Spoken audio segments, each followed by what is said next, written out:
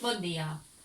Anem a veure ja com podem calcular les àrees de funcions. Aquesta serà la primera part, on només farem l'àrea entre una funció, entre l'eix de les x o l'eix d'abscisses, i entre les dues rectes x igual a a i x igual a b.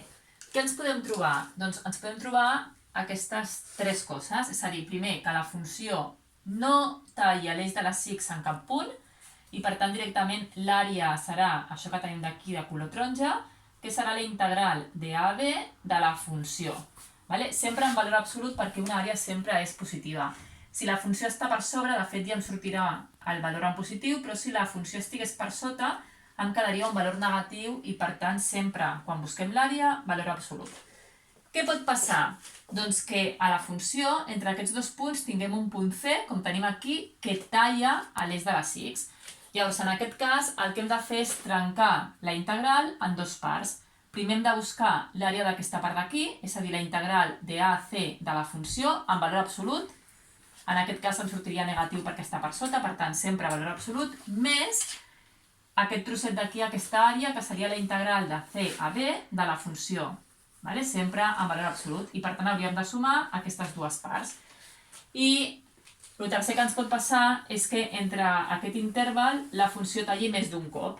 Llavors, en aquest cas, heu de buscar els punts de tall, en aquest exemple he posat 2, i per tant, per buscar l'àrea aquesta de color taronja, el que hem de fer és partir-lo en 3 trossos en aquest cas. Per tant, he de fer l'àrea de a a c de la funció, valor absolut, en aquest cas, en aquest dibuix seria negatiu. Després l'àrea de c a d, que és la que tenim aquí de la funció, i per últim de d a b de la funció. Aquí us he posat perquè recordeu la regla de Barrow que vam fer l'any passat a final de curs. Aquest any encara no l'hem pogut repassar. Com es feia una integral definida? Doncs si jo tinc la integral de a a b d'aquesta funció, el primer que heu de fer és buscar la primitiva, és a dir, la integral, i un cop teníem la integral, el que fèieu era primer substituir per al valor de dalt, després per al valor de baix i després ho restàveu. Per tant, farem servir això a l'hora de buscar l'àrea. Tenim aquí el primer exemple que volia fer. Tenim una funció que en aquest cas fixeu-vos que és una paràbola i diu determina l'àrea limitada entre aquesta funció a l'eix d'abscisses, és a dir, a l'eix de les x, i la recta x igual a 1 i x igual a 3. I després farem l'àrea entre la recta 0 i 3. Primer de tot, hem de veure si aquesta funció talla a l'eix de les x en algun punt. Si no talla estarem aquí, si talla en un punt podríem estar aquí o no, o potser tallaria en més d'un punt. En aquest cas és una paràbola. Per tant, el primer que he de fer és veure quan aquesta paràbola talla a l'eix de les x i per tant resoldre l'equació. Recordeu que per buscar els punts de tall amb l'eix de les x el que hem de fer és f de x igual a 0, per buscar els punts de tall amb l'eix de les x. Per tant, això és el primer que hem de fer per veure exactament què tenim. Quan jo resolc aquesta equació, quedaria 3x al quadrat igual a 3, x al quadrat igual a 1, i per tant x igual a més menys 1. Per tant, jo sé que aquesta funció talla en dos punts en l'eix de les x. De fet, tinc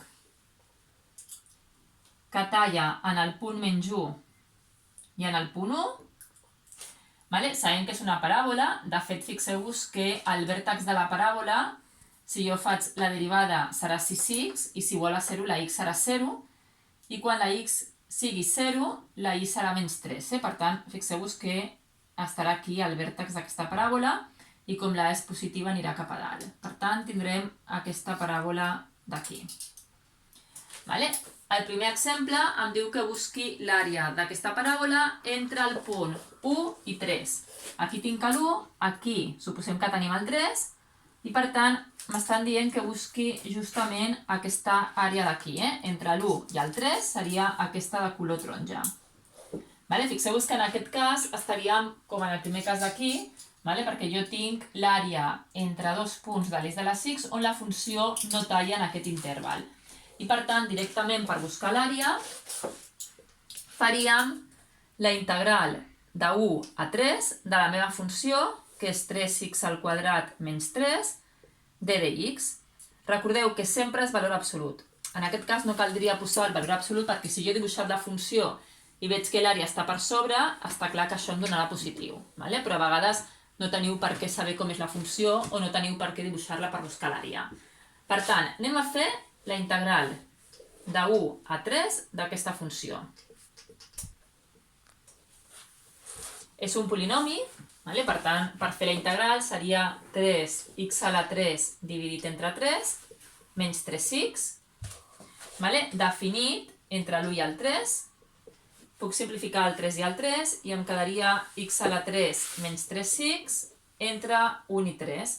Apliquem la regla de Barrow, per tant, quan ja tinc la primitiva, el que he de fer és substituir pel valor de dalt, després pel valor de baix i per últim restar.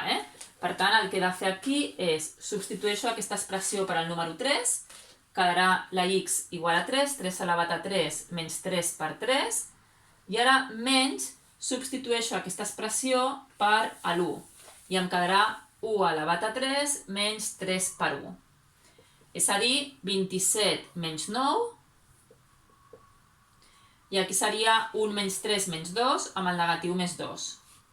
I això dona 20, que fixeu-vos que, com dèiem, ja veiem que havia de sortir positiu. Per tant, el valor absolut de 20 és 20 i el resultat d'aquesta àrea seria 20 unitats quadrades. Per tant, sabem que aquest trosset d'aquí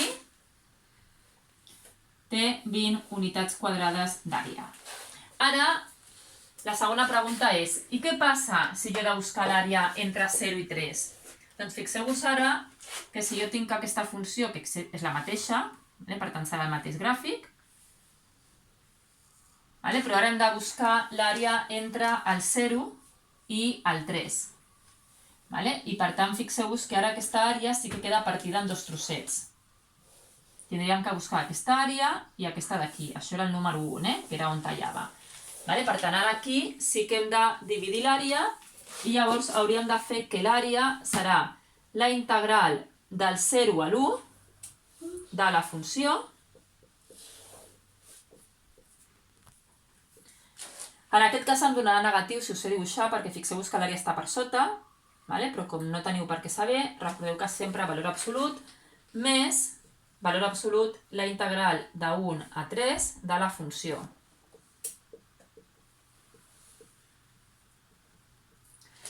Aquesta d'aquí és la que acabem de fer, perquè era el trosset que teníem a dalt, que ens donava 20 unitats quadrades. Per tant, en aquest cas hem de buscar aquesta àrea.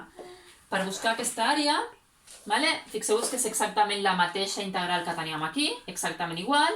Per tant, si jo faig la integral, em quedarà x a la 3 menys 3x i havíem de substituir del 0 a l'1. Per tant, per la regla de Barrow, primer substituïm per l'1, 1 elevat a 3 menys 3 per 1, i després substituïm en el 0, que em quedaria un 0. 1 menys 3 menys 2. Fixeu-vos que és lògic, perquè l'àrea està per sota, però sempre hem de fer el valor absolut. I per tant, el valor absolut d'això és 2. Per tant, això és 2 unitats quadrades. Quina serà l'àrea? Si aquest trosset són 2 unitats quadrades i aquest trosset d'aquí hem vist que eren 20, fixeu-vos que en aquest cas l'àrea entre el 0 i el 3 em donarà 22 unitats quadrades. En canvi, l'àrea entre l'1 i el 3 em dona 20 unitats quadrades. Aquest és el primer exemple que us volia fer. Per tant, us posaré uns exercicis en el Classroom perquè pugueu fer d'aquest tipus d'àrees. Recordeu, si jo tinc l'àrea d'una funció, el primer que he de fer és veure on tallen l'eix de les X. Comprovar després que entre els punts que m'estan dient, si hi ha algun punt dels que jo he buscat, que està dintre de l'interval o no. Si jo tinc un tros sencer, faig l'àrea de la integral d'aquesta part, però si la tinc partida en trossos, recordeu que hem de fer l'àrea d'aquestes sumes. Gràcies.